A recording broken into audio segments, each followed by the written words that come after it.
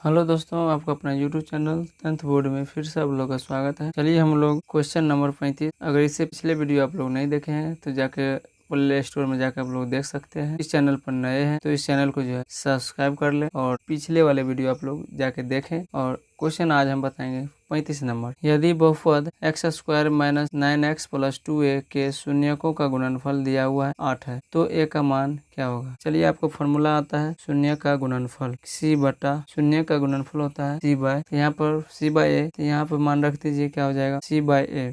तो शून्य का गुणनफल दिया हुआ है कितना 8, यहाँ पर रखना है बराबर, गुणज होता है वो a का मान होता है, x का जो गुणज होता है b का मान होता है, जो यहाँ पर अचर पद है ये c का मान हो गया। तब यहाँ पर देखिए c का मान क्या हो गया 2a, यानी 2a बटा a का मान क्या हो गया 1। चलिए इसको हल कर दीजिए, 8 बराबर हो गया 2a, यहाँ से कटेगा कितना बार में 4 बार में, a बराबर कितना हो गया 4। ऑप्शन नंबर कहाँ दिख रहा है, ऑप्शन नंबर ए। चलिए अगला क्वेश्चन देखते हैं। क्वेश्चन नंबर 36 है कि यदि बहुपद px का एक शून्यक दिया हुआ है -1 तो px का एक गुणनखंड क्या होगा। बहुत सिंपल क्वेश्चन है, शून्य का आपको दिया हुआ है, शून्य कितना दिया माइनस में, आपको जो कह रहा है गुणनखंड निकालने, तो गुणनखंड निकालने के लिए आपको क्या करना है, x में जो है जो दिया रहेगा शून्य को उसका जो है चिन्ह पलट करके जोड़ देना है, चिन्ह पलट करके क्या करना है जोड़ देना है। तो यहाँ पर देखिए गुणनखंड निकालना है तो शून्य क्या दिया माइनस में 1, चिन्ह पलटेंगे क्या आ जाएगा प्लस, तो प्लस में x में क्या करना है जोड़ देना है, चिन्ह पलट देना है और x में क्या करना है जोड़ देना है, वही आपका क्या हो जाएगा गुणनखंड। तो नंबर बी। चलिए अगला क्वेश्चन देखते हैं। क्वेश्चन नंबर है 37, निम्नलिखित में से किसी द्विघात बहुपद के शून्य का योगफल -3 एवं शून्यकों का गुणनफल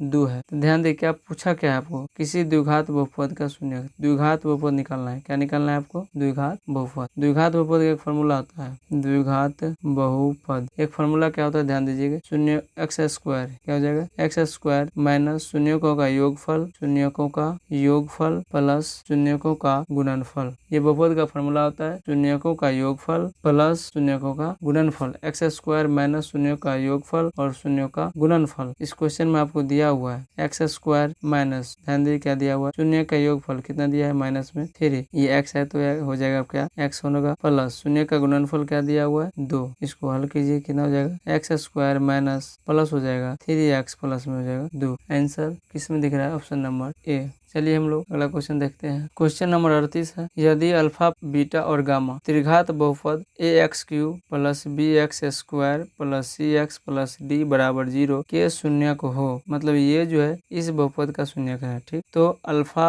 बीटा और गामा का मान क्या होगा, alpha into beta into gamma का मान क्या होगा। ध्यान दीजिए, हम इस पे जो पहले से कुछ लिखा हुआ है इसको आप लोग ध्यान से देखिए। यहाँ पे क्या लिखा है, alpha plus beta plus gamma बराबर -b/। आगे देखिए, alpha beta plus beta gamma plus gamma alpha बराबर क्या जाएगा c/a। आगे लिखे हैं अल्फा बीटा और गामा इंटू में बराबर -d/a। यहाँ पे लिखे अल्फा प्लस बीटा बराबर -b/a और अल्फा इंटू बीटा बराबर c/a। अगर दो घात बहुपद क्वेश्चन में दिया रहे तो द्विघात बहुपद के लिए फॉर्मूला रहेगा। द्विघात बहुपद का अगर व्यापक रूप रहे या द्विघात बहुपद रहे तो इसमें ये फॉर्मूला होगा, शून्यों का योगफल -b/a और शून्यों का गुणनफल c/a। अब यहाँ पे देखिए क्वेश्चन में क्या दिया है, त्रिघात बहुपद कैसे पहचानेंगे, तो पहचानने के लिए तरीका है, जिस बहुपद का सबसे बड़ा पावर 2 होगा तो द्विघात बहुपद, अगर जिस बहुपद का सबसे बड़ा पावर 3 होगा त्रिघात बहुपद। 3 में सबसे बड़ा पावर कौन है, 3 है, तो इसको क्या बोलेंगे त्रिघात बहुपद का व्यापक रूप है। तो शून्यों का योगफल पूछेगा तो -b/a लगा देना है। अगर शून्यों का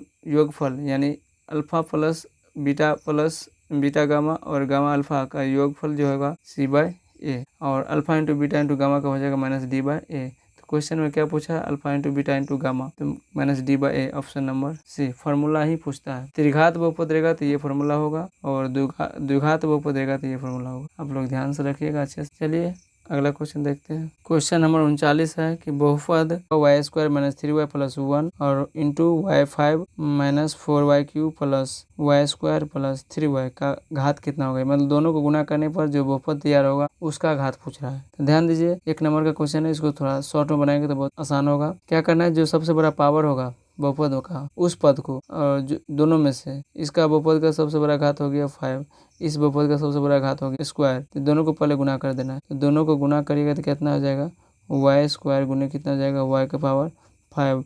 अब इसको आधार सेम रहने पर पावर क्या होता है, जुटता है। आधार सेम रहने पर पावर जुटता है, तो y का पावर कितना हो जाएगा 7, यानी इस बहुपद का सबसे बड़ा घात कितना हो जाएगा 7। Option number B. पूरा गुना करने की कोई जरूरी नहीं है, लेकिन आपको समझना है शॉर्ट में। जो सबसे बड़ा पावर होगा उसको दोनों बहुपद में से जो है दोनों सबसे बड़ा पावर है उसको पहले गुना कर देंगे, जो उस बहुपद का घात होगा वही इसका आपका आंसर हो जाएगा। चलिए अगला क्वेश्चन देखते हैं। क्वेश्चन नंबर है 40। यदि 3x - 2y बराबर 12 एवं 4x - 5y बराबर 16 हो तो x y का मान ज्ञात करना है। 4 ऑप्शन दिया हुआ है, ध्यान से देखिए। 5 विधि आपको पता होगा कैसे निकाला जाता है x y का मान, ध्यान से देखिएगा। क्वेश्चन क्या है, 3x - 2y बराबर 12 और 4x - 5y बराबर 16। ध्यान दीजिए, इसको हल करना है। इसको हल कैसे करेंगे, तो क्या करना है, लुप्तीकरण विधि से जो है x को या y को बराबर करना है। x या y को क्या करना है, बराबर करना है। यहाँ पर बराबर कीजिए, इसको मान लेते हैं पहला समीकरण, इसको मान लेते हैं दूसरा समीकरण। अब इसको बराबर करने के लिए क्या करना है, 3x